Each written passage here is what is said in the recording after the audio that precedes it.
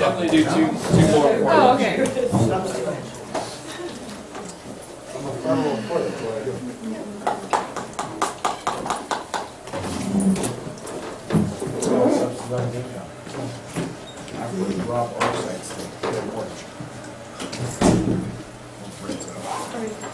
Is that it?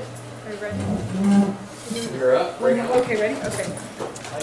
Anyone else? We're not waiting on anyone else. No, we're good. Press record. Do it. Oh, great. Are you alright with that? Oh, yeah.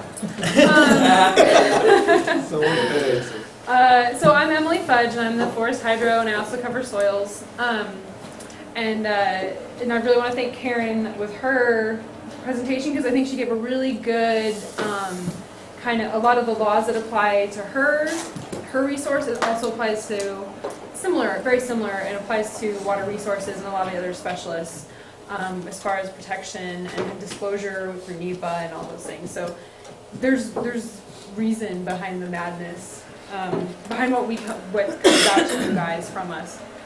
And also I want to thank you guys for taking interest in what we're doing. I think it's really important for us to connect, because we are all working together. It isn't just this person's doing that and has no idea what's going on over here.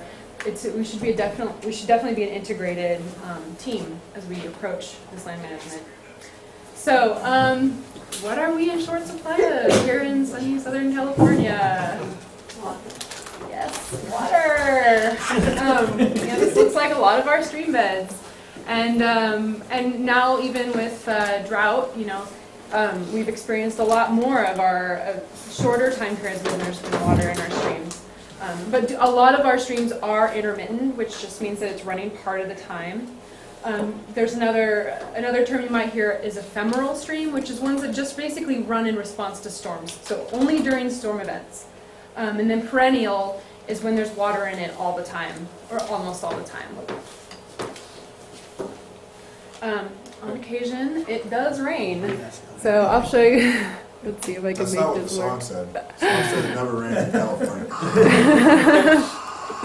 So on occasion it does rain, and when it does, it's just these gushing flows. We don't have, a lot of the time, we have a lot of runoff, and it just goes. And this is a really small seasonal channel, and this was a bigger event, and so it just kind of flooded out, and really big.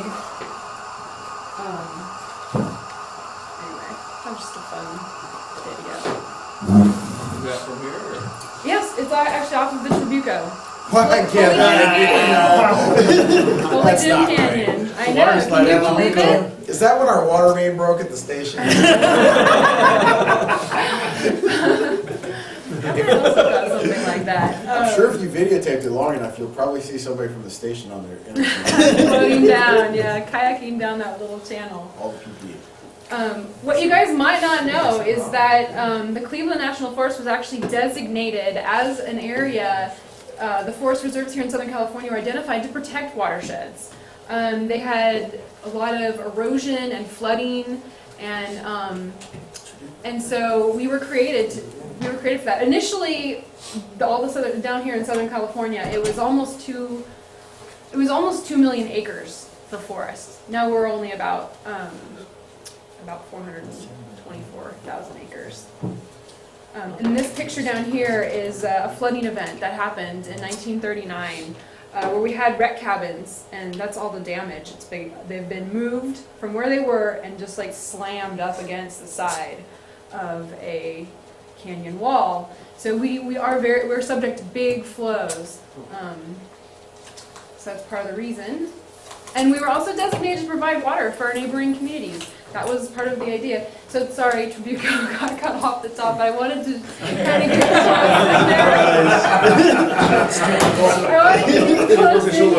Had I known.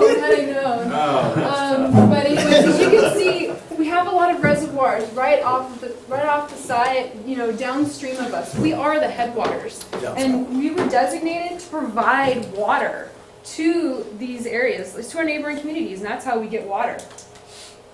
Okay, so you can see all those reservoirs and how close we are to,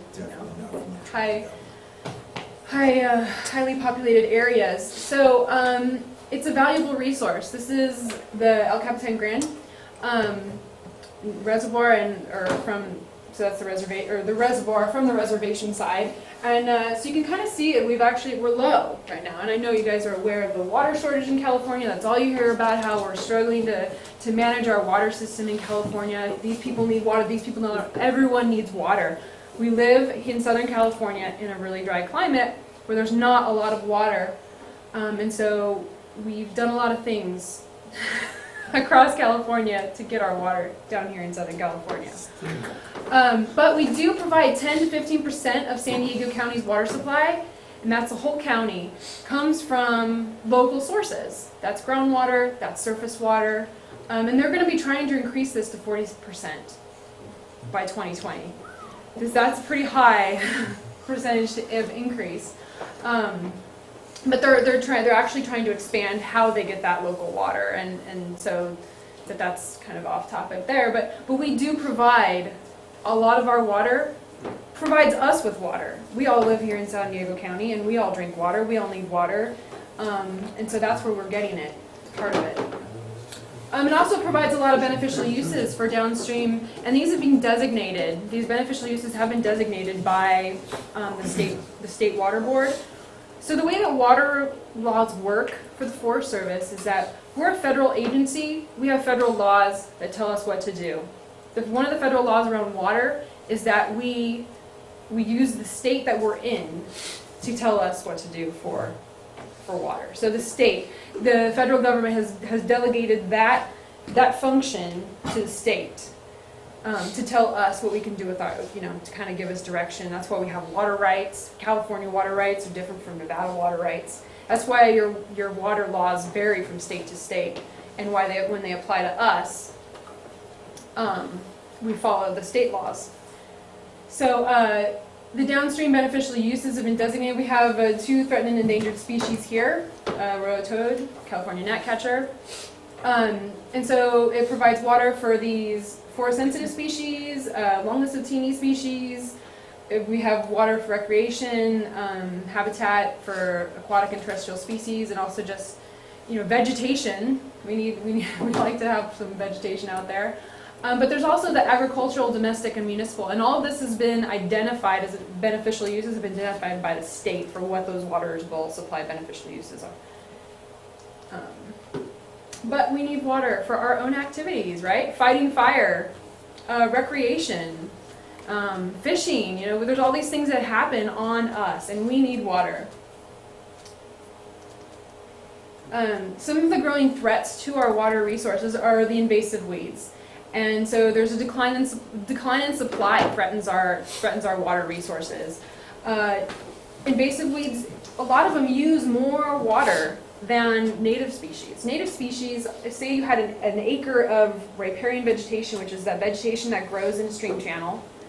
It only uses about 4 acre-feet of water. It's kind of a weird term. I know it's hard to wrap your head around.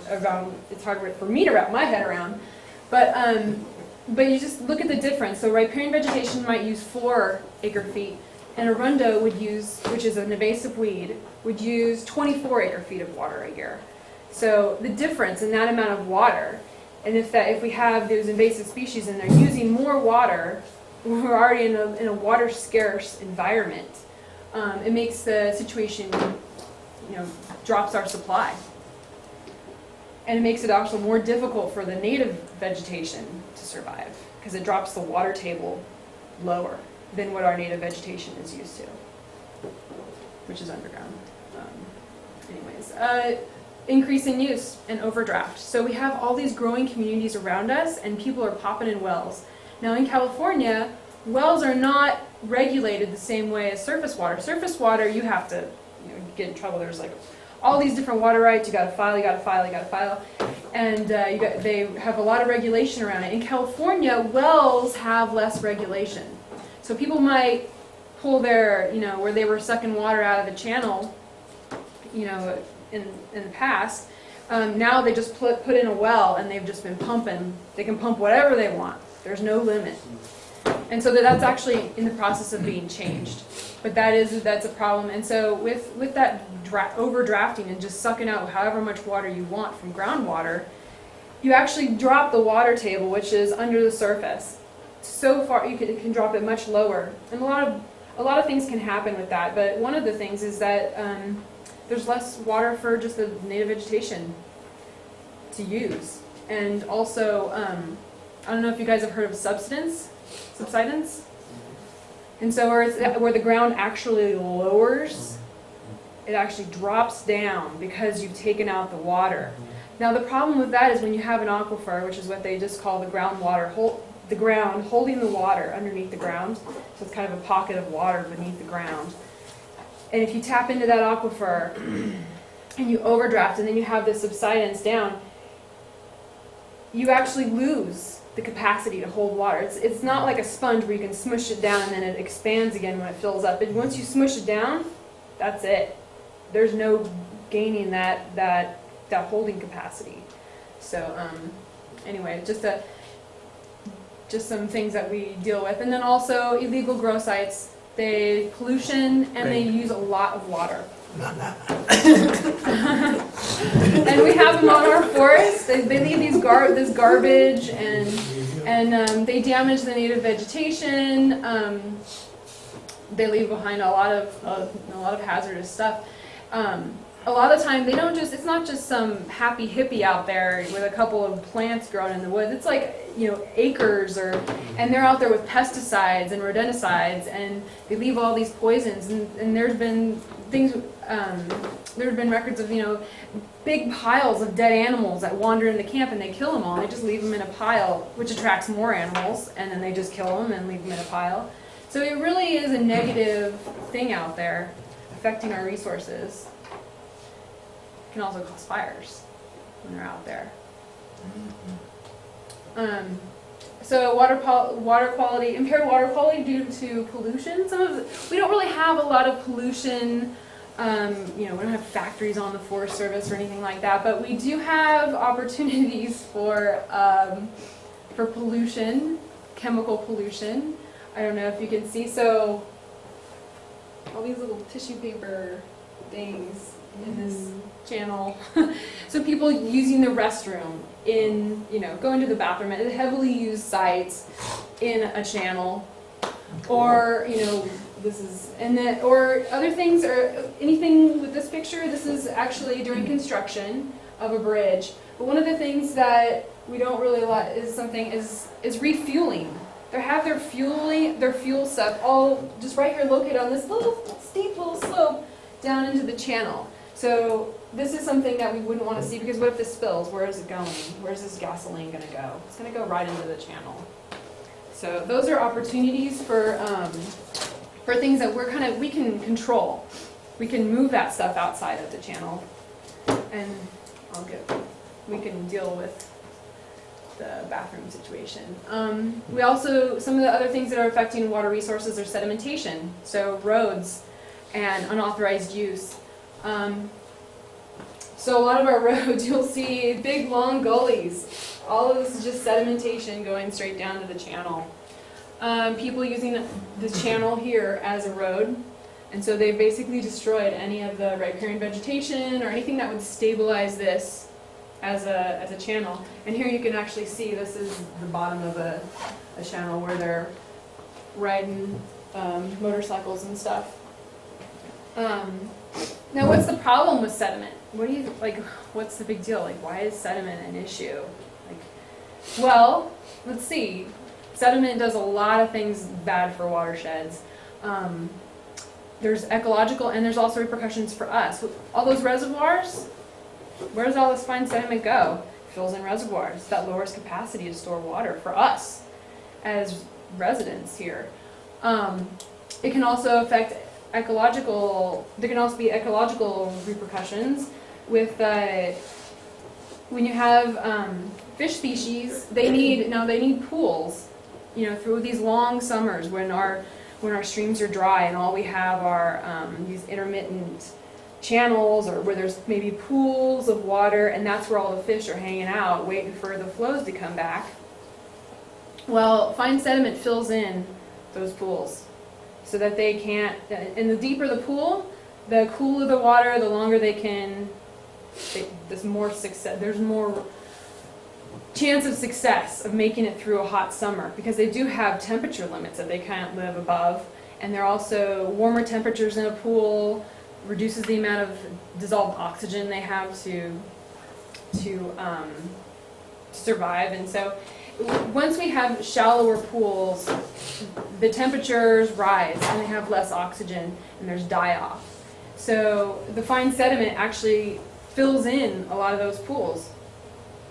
And we have less habitat for species to make it through our rough summers when we don't have flowing streams and we only have, you know, pools here and there. It can also affect macroinvertebrates, which are just basically the bugs in the channels. They're the bottom of the food chain. Now, she'll talk. I know that she's going to talk a lot about biodiversity and everything else and that stuff. So, but one thing to take home is that a lot of those bottom of the food chain, these bugs, they can't. Some of them can handle high sediment levels. Some of them can't. And having only a few species is not desirable, but I'll let her take over on the biodiversity side of things. I know, you're doing pretty good. Another thing that affects our water resources is soil compaction. How does soil compaction happen? Well, driving around on the forest, driving around, you know, our vehicles, the equipment. It reduces soil productivity, which in turn reduces plant growth. And plants, again, are kind of on the bottom of that food chain, right? They support ecosystems. But the other thing is that it increases, with compaction, it increases erosion. It's because it increases runoff and reduces infiltration to groundwater. So recharging our aquifers, recharging that storage of water beneath the ground. When we have compaction, it actually causes the water to run off across the surface instead of going into the ground where we need it. And you can just see from this that all of these are just these big long gullies, gully off into the forest. And so lots of erosion here, lots of sediment traveling, moving away.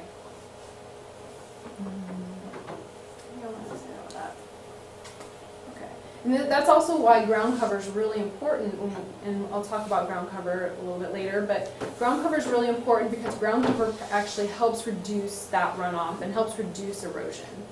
So maintaining ground cover after any of our activities, no matter what they are, helps reduce erosion. And then there's also wildfire effects. So we live in a fire-prone area. Lots of wildfire effects. We have burned structures, which can be, not only does it maybe result in ash, which can negatively affect water quality, but it also might introduce a lot of pollutants. You know, what's burning? You know, that old, you know, RV, you know, that being into your drinking water, and also debris flows. So this is a cabin, or this is a home on private property below the Silverado fire. And following some big rainstorms, what do we get? Off steep slopes, debris flows, and that can really affect people. It can damage homes. It can kill people. So what can we do as land managers to address all of those issues we have that we're battling with to get to protect water quality? So that's one of this is an impacted site. I don't know if you guys are familiar with Three Sisters, but that's the Trail to Three Sisters, and so we've just had some unmanaged recreation causing lots of damage to the vegetation and erosion on the hillside. All that sediment going in the stream channel. It's also unsafe. I remember just hiking down there when we were going down there to do some surveying. This poor girl was crying at the top of it because her friends were like, "No, you have to come down," and it's like, oh my gosh, it was a horrible thing for her. So what can we do as land managers? Well, your fuels treatments, they really do help prevent those wildfires or help us get a handle on wildfires and reduce the risk of wildfires. So this is the false fire on the Tribuco. And wildfires tend to have a decrease. There's a decrease in soil productivity. There's removal of ground cover.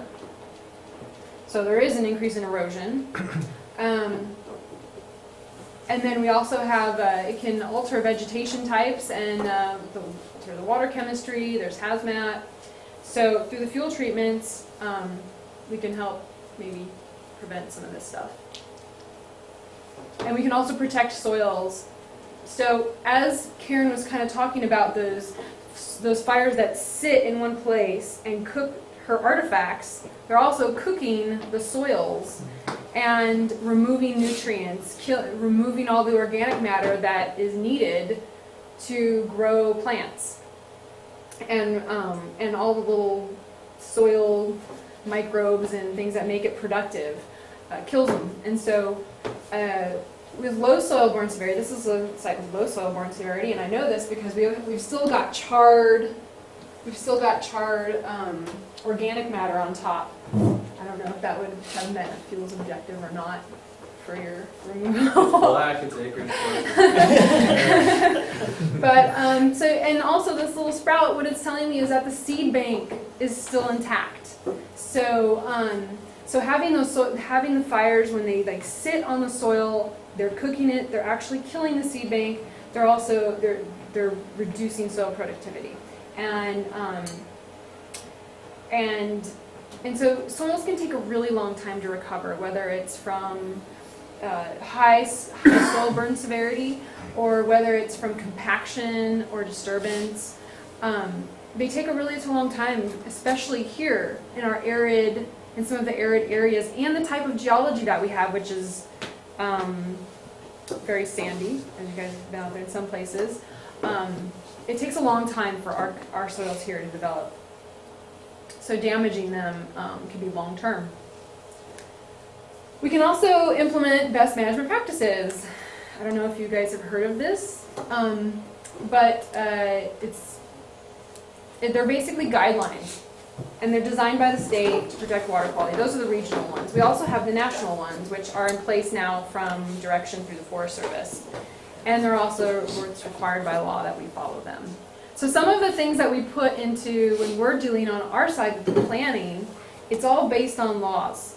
It's all coming down, and like Karen said, we know those laws, and we're trying to take what we know from the laws and put them into action in the way that we can do what we want to do and still meet the laws. So that's a fuel break on the South Main Divide. It actually passed BMPs. And so BMPs are, I'll talk about them a little bit more, but they're just, they're practices identified under, so here's kind of an example, the national BMPs.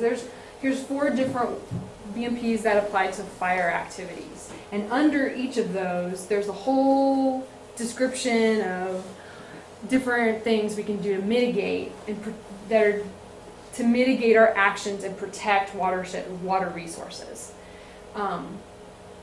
And so also that's also part of the wild and fire suppression damage rehab. I mean, how many of you have had to go out there and rehab dozer line after a fire? Or, you hear, oh, we got to rehab that. And part of it is that we actually have direction where we're supposed to go out there and kind of restore it. Some of the things that we've seen have been, the public thinking that dozer lines put in for fire line were roads. And so unrehabbed sites tend to become roads, and you kind of saw some of those issues with those other roads, that there's a lot of erosion. They tend to concentrate water, and then when water gets concentrated, it just has so much capacity to carry sediment. So those are some of the national BMPs. This is an example of some of the ideas behind the use of prescribed fire. These are some of the things listed under the BMP. So keep fuel used for ignition away from surface water bodies. So, protect water quality. Don't pour fuel into a channel. You know, it's stuff that we wouldn't necessarily do, but they put it, they're listed, and so conduct prescribed fires to minimize the residence time, again, to protect certain things. Rehabilitate or otherwise stabilize fire lines, because those fire lines can cause erosion and become future roads. Also, avoid complete removal of the organic layer, which is the soil. So basically protecting soils, especially in riparian areas or areas around stream channels, because those are very sensitive soils and they're very sensitive habitats. Areas around channels really support, water is life. You know, that's why there's, you know, you go out in the desert, it's like, there are organisms that have adapted to live in that arid environment. But when you're in the riparian area, when you're in the stream channel corridor, there's tons of birds, there's tons of wildlife, because everything needs water. Especially here in Southern California, where we don't have very much water, it's really important that we protect our riparian areas. Locate slash piles in areas where the potential for soil effects is lessened and outside of channels. So those are just some ideas. So basically, what is the objective of those BMPs?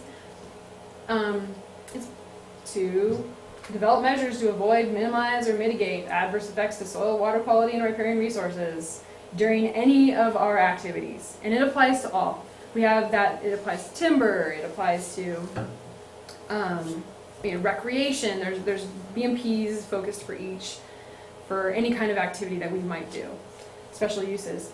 That is our Arroyo toad egg masses that we saw in the field.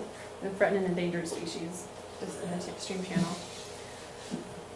But okay, actually, what did I say? So BMPs. That was actually, I wanted to come back to one of the questions that you guys said about input to the burn plans. So that's why when we're on the planning side of things, it's important to get these BMPs attached to a burn plan, or included in the burn plan, so that we can protect water resources. It's not just me saying, I don't want anybody hanging out in the channel or something. There are laws, there is direction coming from behind some of those things that come through the planning. And then also, I wanted to talk about,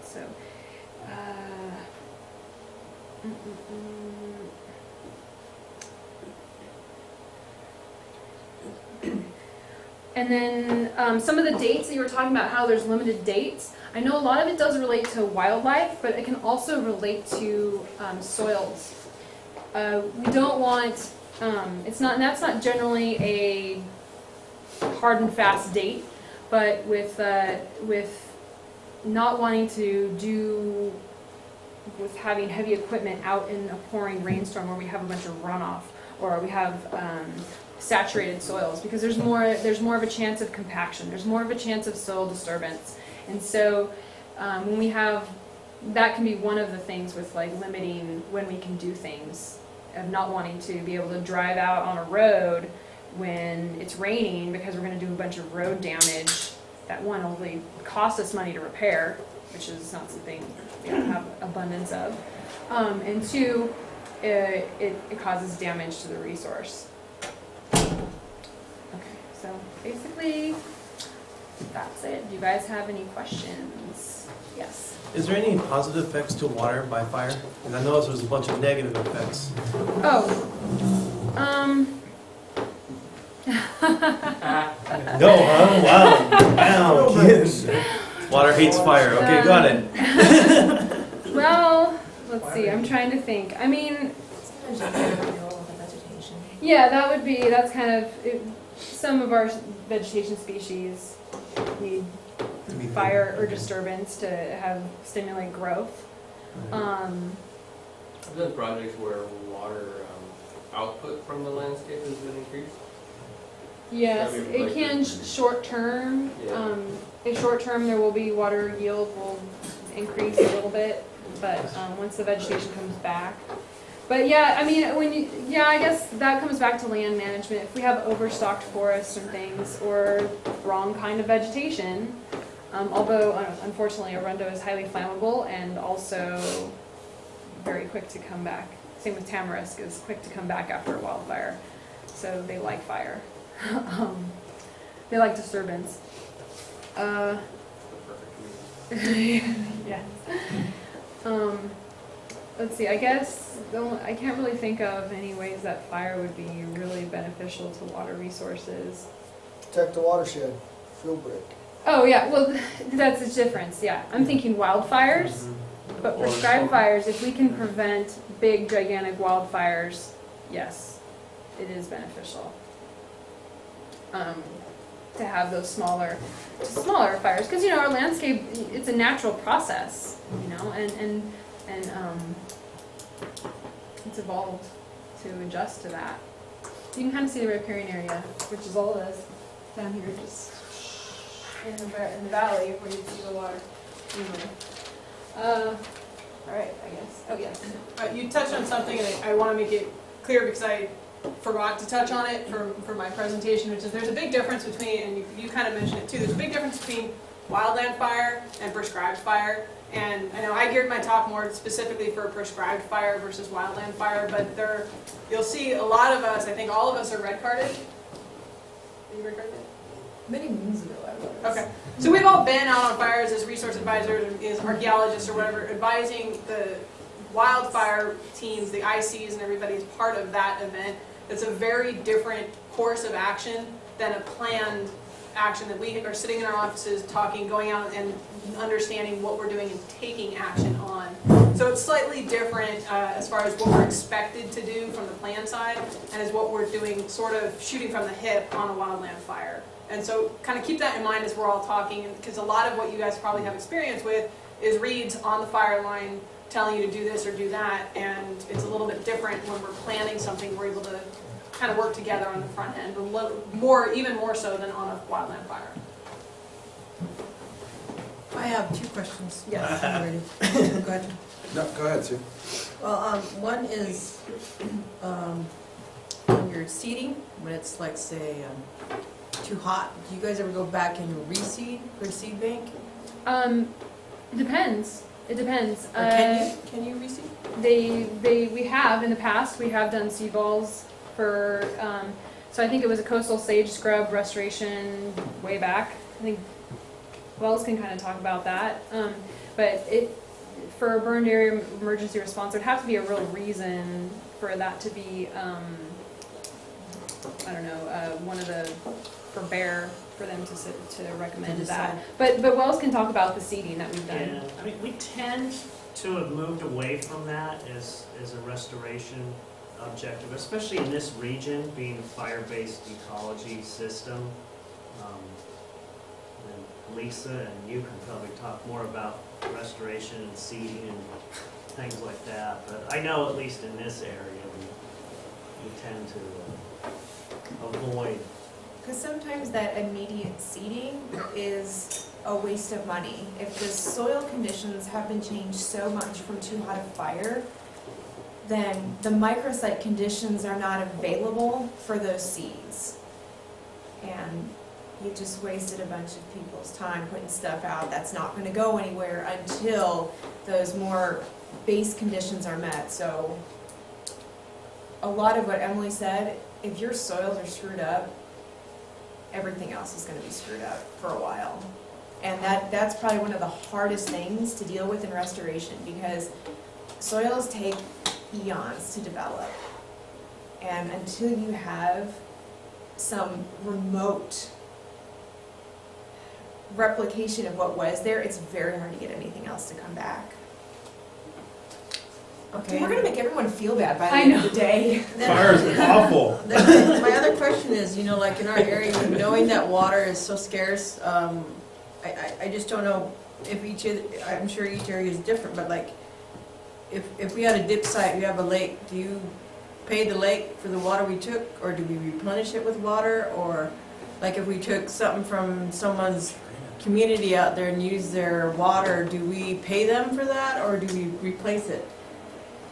Yeah, you know, and I'm not really that positive. I know we have a lot of water rights that are for water or for firefighting. Like, so some of our water rights that we have to draw from streams or channels or or whatever, we do have water rights for drafting for firefighting. But I'm not really sure about how, do you know, does anyone else with wells? We have. We've paid Yeah. for Yeah. private water. Depends on the agreement. So you can, it's depending on that agreement, you're either gonna pay them cash that they want, or you're gonna replace their water, as what we've done in the past. Okay. So we have brought back thousands of truckloads of water to replenish somebody's pond, and we've cut big checks to say, we're sorry, they'd rather have the cash. We're not gonna pay for replacing our own water. Oh, yeah, But public, we're gonna pay for their water. yeah, so if it's our own stuff and then we have a water right to draw from from a location or to fill up at one of our own things, we don't have to. Right. Because we have a water right, we have a certain allotted amount we're allowed to use from the state. But yeah, when taking from others, there may be some utility there somewhere. You guys? Yeah, so you mentioned earlier in your presentation about they wanted to up the percentage up to 40% of the amount of water that we have in our reservoirs to be used. No. Or 40% No, more. they want it to be local sources. So utilizing water here, not imported. Right. Because right now we have 85 to 90% of our water is imported from either Colorado River or from Okay. Northern California. And that's money. So where's that, how are they gonna replenish those water sources if we're not getting any rain? If we're still in a drought, they're just gonna deplete the lakes. And that's something that might be a little bit outside. This is just from what I've gathered from the meetings I've gone to with the other entities. But they're working on a lot of different efforts to use recycled water. Well, that's a tap, right? Yeah. Oh, yeah. Using recycled water, switching the way we use water, so we're maybe using less water watering our lawns and more water available for drinking. And I know there's been a lot of different ideas going around, but that's the goal is for San Diego County is to switch use to that. I guess the other thing is also invasive weeds, getting rid of our invasive weeds. We actually have a project on the Palomar where we're going to be treating a whole basin for invasive weeds to try to get rid of them so we can increase our water supply. Do they include Water supply. desalinization for that? As a local source? You know what? I think there may have been some talk about that, about desalinization. Well, we have But- the big But it's, yeah, it is. And that's not Forest Service. This is all other entities. Because it seems like that, you know, without coming up with a new source, you can't really get 40% unless you recycle all the sewage. And it's by 2020. If you didn't notice, there was a date attached to it. It's pretty tight. Yeah, it's pretty tight. There's a lot of projects. They have a lot of, with all this California proposition money for water projects, there's a lot of projects in the works. They're using I was gonna that say, I money. don't think I think that maybe you're asking, because I don't think they're looking to take more water off of Cleveland necessarily. No. Were you asking for that? Although they have increased some of their dam capacities. I'm just being selfish because I like to fish, and so if we keep giving more water out of the reservoirs. This is about me. This is not me. I want to go fishing. So if we keep letting everybody drink all my fish water, then I'm not gonna. All right, moving Saltwater. on. Susie? I heard on the radio, and this was shortly after our last big rain, that, you know, one of the things they did was the emergency drain areas, they blocked off some of those to catch supposedly millions of gallons of water now that they can store as a reservoir. But at the same time, they're saying, well, 4 years of drought doesn't make up for a few rains, so save your water anyway. Yes. That was one issue, but, you know, Coachella Valley used to be a flood zone area, but how they mitigated it was they made underground reservoirs, which now makes them third in the nation for produce. So I'm wondering why we couldn't do something like that somewhere down the road. Just a thought thrown up. That would be something to talk about to San Diego County. As far as the Forest Service, we don't really have I mean, the forests we're a natural landscape. When you look at a lot of the urban areas is where they're having issues. I mean, the one thing that we can do is reduce, let's go back, yeah, there.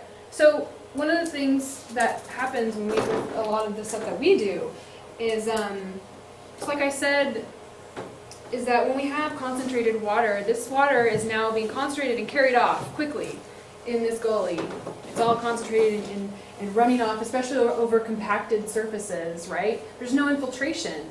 And so that's something we can do, is to reduce our compacted areas, reduce our eroded footprint, to increase infiltration into the ground. That's kind of like that's something we can do as land managers, to increase our water infiltration back into our groundwater resources. How would a channel like that, because I know in the district there's a hike we go to, there's a huge channel. Who would we contact, or how would, is that something that we call Elsewhere water. the ranger, Elsewhere water. and they would deal with that? Eastern All right. Water District. Wait, I don't understand. Where is it? Now, there's a huge channel out on one of our hikes, Uh-huh. and I just want to know who would we contact, but I guess Is it like is it a gully? Like it's huge. it's like a gully like this, or is it like a It's channel? it's like the middle picture. It's like, I don't know, some places 4 or 5 feet tall, okay, and gully? I could fit in it. Is it a Forest Service? Is it a Forest Service trail? No, it's on. I think it's on a pole road, but it's within the boundary there off one of our highways. Probably a puke trench somebody dug. It's 7 steps. It's Elsewhere Water has to deal with, it's their older bed, and they used to come out. I already been checking it itself. Okay. And that is something that, as eyes on the ground, if you guys do ever come across trails or roads that have been washed out, that have, did I not put in here? I thought I had, gosh darn it. I did not have it. If you ever come across a road that's been washed out as impassable or has a lot of erosion issues, feel free to contact me, because you guys are eyes on the ground, and I'm only one person and I can't be all over the place. And that's that open communication. If you do see something, once I'm made aware of it, then we can try to deal with it. Otherwise, it's just going to sit out there and be a problem indefinitely. So I think that's it. That's all I got. You're good? I guess you answered mine, but mine was I'm sorry, I was waiting for a while. So we do have projects to remove invasives for water purposes. And Yes. that seems pretty important. Water is life.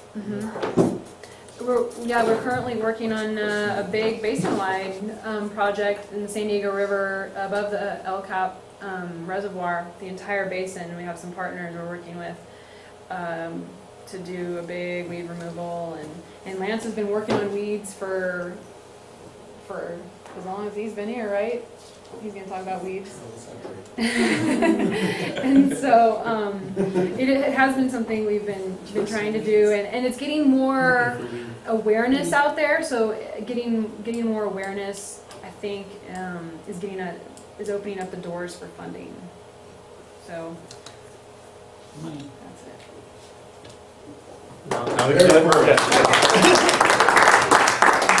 Thank you guys. So, what you reminded me with the sediment and everything was, remember Dan's talk yesterday where all their restoration activities was helping out the seafood industry, like they were burning and everything would, had the effect that it would help out the industry. Well, everything she's talking about here, especially with the sedimentation going down, that affects many other things. And so like when we're doing our fuel breaks, if we don't restore our lines, or if we don't leave those eyebrows so that the OHVers can't get out there to create those, it has a downstream effect. Hey, can I get a copy of this? Do you guys mind if I save copies of your presentations and post them for the people that aren't here? Sure, let me do that before I Okay, Emily. get out of there. So there are downstream effects. So it's kind of reminding me of what Dan was saying yesterday. All right, so that clock is actually 5 minutes ahead, so it's a few minutes until 11. That'll leave us a half an hour or so before lunch for the next person. So who wants to go next? Who we got? Jeff walked out. Jeff said, I think he said he wasn't going to. He's not going to talk? Yeah. Oh. Oh. I know, I thought he was doing Wah, it. wah. I don't know. Lance, do you want to go, or Andrea? be good, because I have that long drive home. Let's do that. All right. Cool, Andrew. Well, come and set up, and if you guys need to get up for a couple minutes, give her a minute to set up. Thanks, Andrew. And thank you, Al.